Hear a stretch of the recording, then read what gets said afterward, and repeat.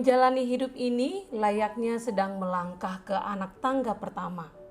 Meski kita tidak tahu berapa jumlah anak tangga yang harus kita lalui, namun yang pasti selalu ada ujung akhirnya.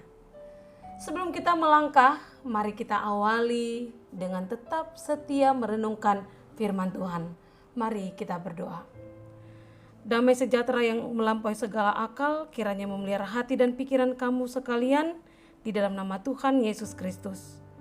Amin. Jemaat Tuhan, renungan harian HKBP Resort Sutoyo, Sabtu 7 Mei 2022, tertulis di Kejadian 35 ayat 2. Demikian dikatakan. Lalu berkatalah Yakub kepada seisi rumahnya dan kepada semua orang yang bersama-sama dengan dia. Jauhkanlah dewa-dewa asing yang ada di tengah-tengah kamu. Tahirkanlah dirimu dan tukarlah pakaianmu. Dalam bahasa Batak dikatakan, jadi didok si Jakob mamadok dongan nasabagas do tusude dongan nai. Pabolok kamu ma debata sileban akan apinyo munai. Manguras mahamu jala salini hamu ulos munai. Demikian firman Tuhan. Dalam Kejadian pasal 35 ini menceritakan Yakub kembali ke Betel. Betel merupakan tempat di mana Yakub bermimpi dan bernazar kepada Tuhan. Dalam Kejadian 28 ayat 20-22 di mana dia mengatakan, jika Allah menyelamatkannya, maka ia akan menyembah hanya kepada satu Tuhan saja. Ia akan memberikan persembahannya dan membangun bait Allah di Betel. Namun apakah dia telah memenuhi nazarnya pada saat yang kedua kalinya dia kembali ke Betel? Sudahkah iman Yakub lebih dewasa dari yang pertama ketika dia datang? Melalui pengalaman iman Yakub, kita juga perlu merenungkan mengenai iman kita kepada Tuhan. Coba kita bandingkan antara iman pada saat pertama kali Anda percaya Tuhan Yesus dengan iman kita yang sekarang ini, di mana kita sudah melewati satu waktu tertentu menjadi orang Kristen. Sudahkah iman kita bertambah dengan dewasa? Apakah kita bersandar dan percaya sepenuhnya kepada Tuhan? Apakah iman kita berdiri dengan keyakinan sendiri atau masih bergantung pada orang lain? Apakah kita masih mengajukan syarat, mengajukan nazar karena ketidakyakinan kita bahwa Tuhan mendengar doa kita? Kalau kita lihat Yakub, walaupun imannya belumlah sempurna, tapi saya yakin bahwa imannya sudah lebih sempurna daripada saat pertama kali dia ada di Betel. Setidaknya hal itu bisa kita lihat bahwa dia datang ke Betel bukan dengan sembarangan, tapi dikarenakan ketaatannya pada perintah Tuhan dan dengan mempersiapkan diri dan rombongannya untuk membangun mezbah Allah.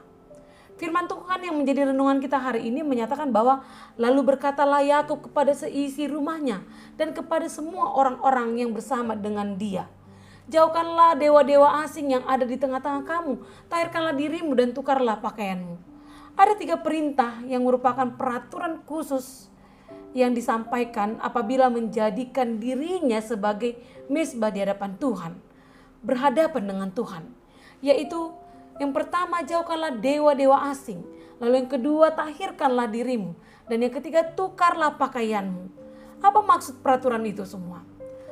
Menjauhkan dewa-dewa asing merupakan hal berdasar yang dikehendaki Tuhan terjadi dan kita lakukan pertama sekali. Hal ini diinginkan Tuhan sebagai Allah yang pencemburu. Allah tidak menghendaki adanya ilah-ilah lain yang menjadi fokus dalam hidup kita. Sering kita tidak sadar menjadikan hal-hal lain di luar Allah sebagai hal-hal penting yang menjadi fokus utama kita. Mungkin pekerjaan, karir, kekayaan, bahkan mungkin keegoisan hidup, mungkin gengsi kita, hobi kita, mungkin pula pengetahuan-pengetahuan duniawi, atau bahkan permasalahan hidup kita. Seringkali menjadi ilah yang mengesampingkan hidup kita dari kendali dan kehendak Tuhan. Kita menganggap dan mementingkan hal-hal tersebut di luar Allah yang sebenarnya, yaitu Kristus Yesus. Kita dapat membuang waktu sedemikian banyak dan membuang biaya sedemikian banyak. Dan kita beranggapan dapat memiliki kesenangan dan harapan sedemikian banyak dari hal-hal tersebut. Apabila Allah belum menjadi yang utama bagi kita, titik fokus kita, dan yang terpenting dalam hidup kita, maka kita belum menjadikan Allah yang utama dan kita masih berkhianat, berselingkuh dari Allah karena mementingkan perkara-perkara duniawi ini. Jauhkanlah semuanya itu dan jadikanlah Allah sebagai fokus hidup kita, sehingga kita memiliki ketulusan hati dan kesungguhan untuk mementingkan Allah dalam hidup kita. Lalu yang kedua, menjadi tahir juga menjadi perkara penting yang dituntut Tuhan terjadi dalam hidup kita. Menjadi tahir merupakan perlawanan dari penyakit kusta secara rohani. Banyak orang mengaku menjadi orang percaya tetapi hidupnya diliputi dengan sakit rohani. Kehidupannya hanya diisi oleh ketidakpuasan, keluhan, dan protes tanpa mengucap syukur kepada Tuhan. Firman Tuhan, pujian, ibadah, dan persekutuan dengan Tuhan belum menjadi kebutuhan kesukaan rohaninya. Tawaran-tawaran duniawi masih menjadi fokus dan kesenangan hidupnya. Karakter hidup lama dengan keinginan-keinginan daging masih melekat dalam hidupnya. Hidupnya belum menjadi teladan karena masih seperti orang kebanyakan di dunia ini. Kedewasaan rohani belum menampak dalam hidupnya sehari-hari. Ciri-ciri tersebut menunjukkan kita adalah orang percaya yang masih sakit rohani dan belum tahir. Firman Tuhan menegaskan, ubahlah hidupmu sehingga menjadi tahir. Dan yang ketiga, peraturan yang disampaikan adalah untuk supaya menjadikan tubuh kita sebagai mezbah Allah, Tuhan menghendaki agar kita menukar pakaian hidup kita. Pakaian hidup kita adalah karakter, watak, kebiasaan, dan gaya hidup kita di dunia ini. Prinsip Alkitabiah menukar pakaian dituliskan oleh Rasul Paulus demikian. Namun aku hidup, tetapi bukan lagi aku sendiri yang hidup, melainkan Kristus yang hidup di dalam aku. Dan hidupku yang kuhidupi sekarang di dalam daging adalah hidup oleh iman dalam Anak Allah yang telah mengasihi aku dan menyerahkan dirinya untuk aku.